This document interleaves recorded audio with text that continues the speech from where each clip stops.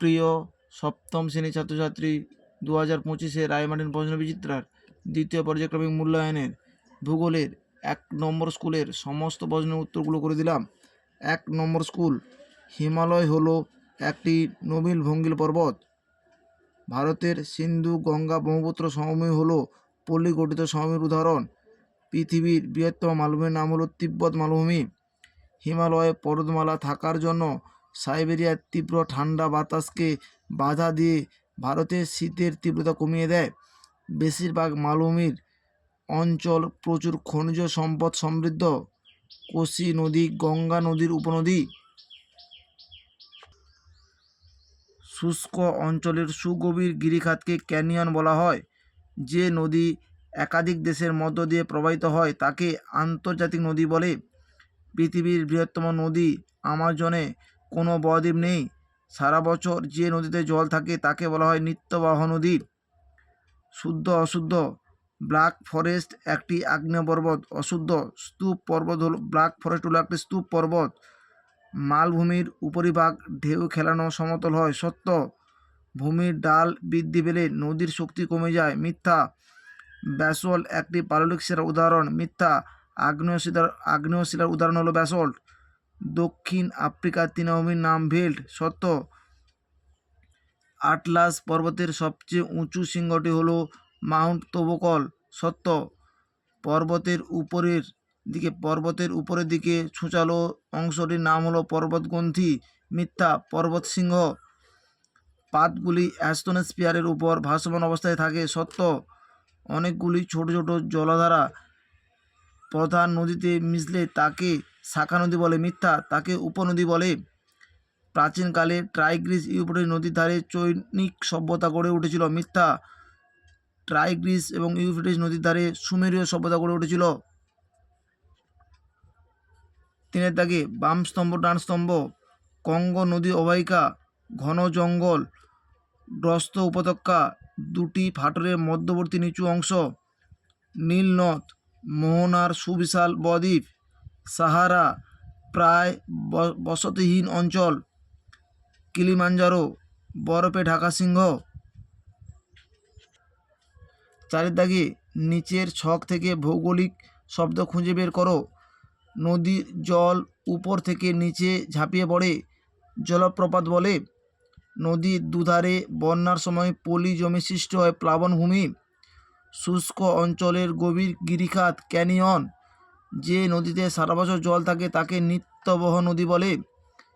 নদী যা বহন করে তা হলো পাললিক। একটি ভঙ্গিল পর্বত হলো আল্পস। একটি আগ্নেয় পর্বত হলো ভেসুভিয়াস। বহু দূরে উড়ে গিয়ে সঞ্চিত হয় লোয়েস সমভূমি। পৃথিবীর ছাদ পামির মালভূমি। দক্ষিণ আমেরিকার ভঙ্গিল পর্বত আন্দিজ নামে পরিচিত। 5 দাগে পর্বতবেষ্টিত মালভূমি ও ব্যবচ্ছিন্ন মালভূমির সৃষ্টির সম্পর্কে ছবি এঁকে উদাহরণ দিয়ে লেখো। 100 নম্বর পৃষ্ঠা 9 দাগের প্রশ্নের উত্তরটি তোমরা দেখো। পর্বতবেষ্টিত মালভূমি, অবশ্যই তোমরা পর্বতবেষ্টিত মালভূমির চিত্রটি অঙ্কন করবে।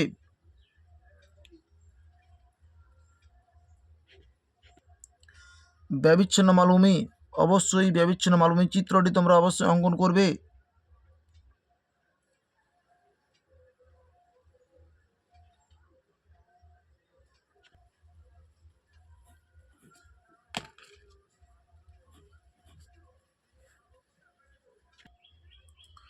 জলপ্রপাত কীভাবে সৃষ্টি হয় ছবি এঁকে ব্যাখ্যা করো। 124 নম্বর পৃষ্ঠায় রয়েছে, তোমরা দেখো।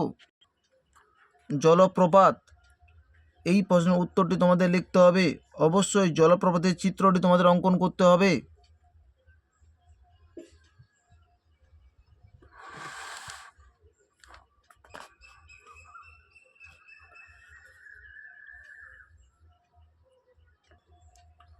অশ্বক্ষুরাকৃতির হ্রদ কীভাবে সৃষ্টি হয় ছবি এঁকে ব্যাখ্যা করো। 130 নম্বর পৃষ্ঠা 10 দাগের প্রশ্নের উত্তরটি তোমরা দেখো। অশ্বক্ষুরাকৃতির হ্রদ, অবশ্যই চিত্রটি তোমরা অঙ্কন করবে।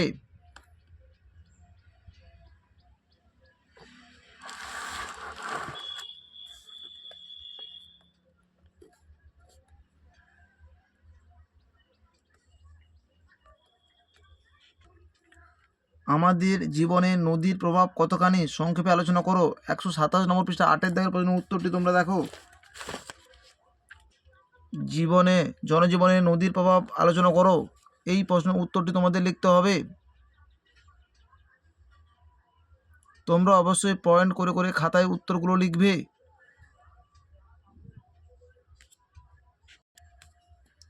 শিলা থেকে কীভাবে মাটি তৈরি হয় লেখো। 164 নম্বর পৃষ্ঠা 10 দাগের প্রশ্নের উত্তরটি তোমরা দেখো। শিলা থেকে কীভাবে মাটি সৃষ্টি হয়, এই প্রশ্নের উত্তরটি তোমাদের লিখতে হবে।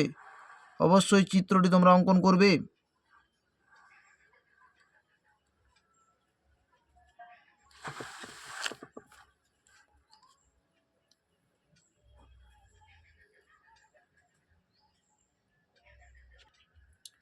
নীল নদের গতিপথ বর্ণনা করো।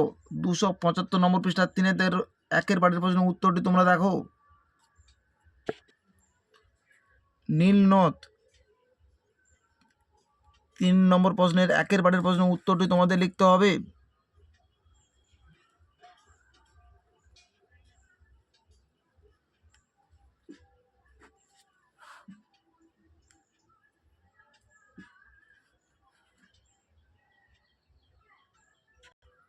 আমাদের ভিডিওটি যদি তোমাদের ভালো লেগে থাকে তাহলে তোমরা লাইক করো, শেয়ার করো, কমেন্ট করো।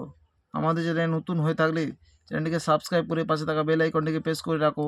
আমাদের ভিডিওগুলি আপলোড হওয়ার সাথে সাথে সবার আগে তোমাদের কাছে নতুন নোটিফিকেশনগুলি পৌঁছে যাবে।